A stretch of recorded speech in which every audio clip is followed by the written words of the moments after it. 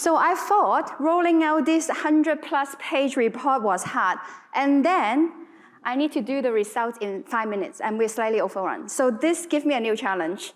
So the report looked at the Greater Bay Area decarbonization pathway and how finance can accelerate the transition finance to carbon neutrality. I think this morning we have a panel really talking about the importance of having a science-based target pathway for this area.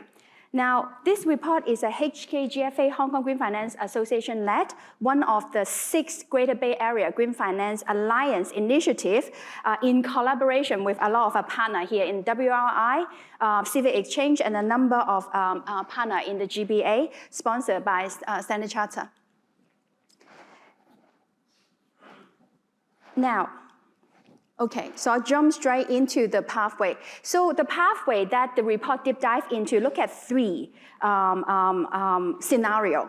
The first scenario is based on the current scenario of the 13th Five-Year Plan, emission peak at 2030, but under the current policy scenario, it will left with 355 million tons by 2060. So that's scenario 1.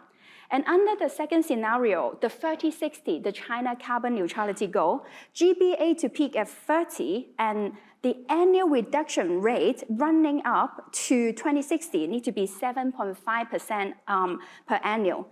And that will left with about 10% residual that we need to offset under the 3060 scenario. The third scenario, ambition scenario, is under a 2550, so peak at 25, and with carbon neutrality by 2050. And what we have to do that between now and 25 is to have a 24% reduction rate, and after 25, a 16% thereafter to really drive to 2050. Ambitious, but possible.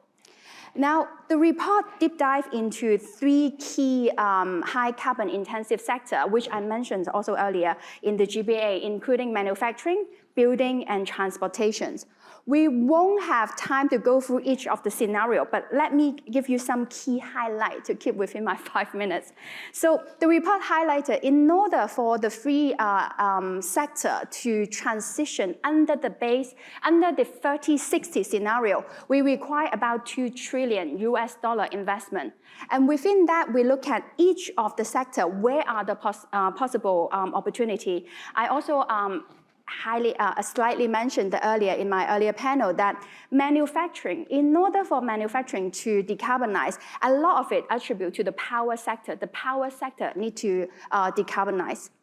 And then if we go to the road transportations on top of the graph, so you see we need about 700 billion for road transportation. We mentioned EV, which is, I think it's given for everyone that know that's the opportunity. But in addition to that, the change of the model of road transportation to remove car on the road effectively and ship to massive transportation and shipping. So that's another viable options.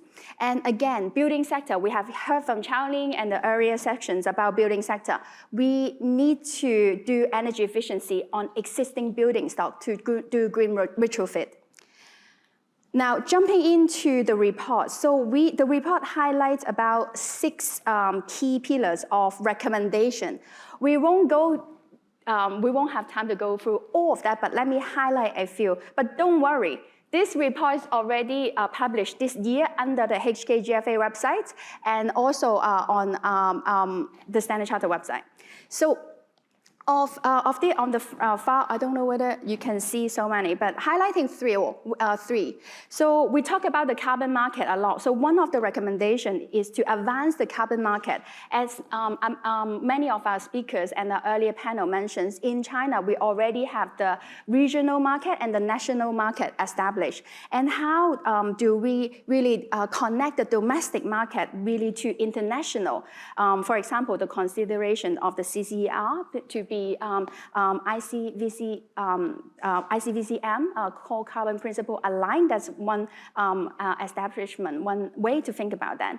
And we also heard from the earlier speaker from Shenzhen's carbon exchange earlier to continue to expand the in-scope sectors in the regional compliance market. I think if I heard correctly at the earlier panel, is that the next step is to include building, I heard, in the regional market. Now, secondly, is also to look at the sectorial specific financing solutions on how the report deep dive into the building, transportation sector. And last but not least, we talk about transition finance a lot today. So to develop the transition-related toolbox, including some of the incentive, learning from the Hong Kong grant scheme that so success. So perhaps in the GBA, in the mainland area, we can have similar grant scheme to really promote incentivize the sustainability link and transition financing transaction onshore to cover some of the costs, and also to develop carbon related insurance and tax concessions for the PE investment that we also heard earlier. So as I mentioned, we are overrun slightly, and the report is available. The executive summary and the long report is on the HKGFA website. So do go to our website to download the full report.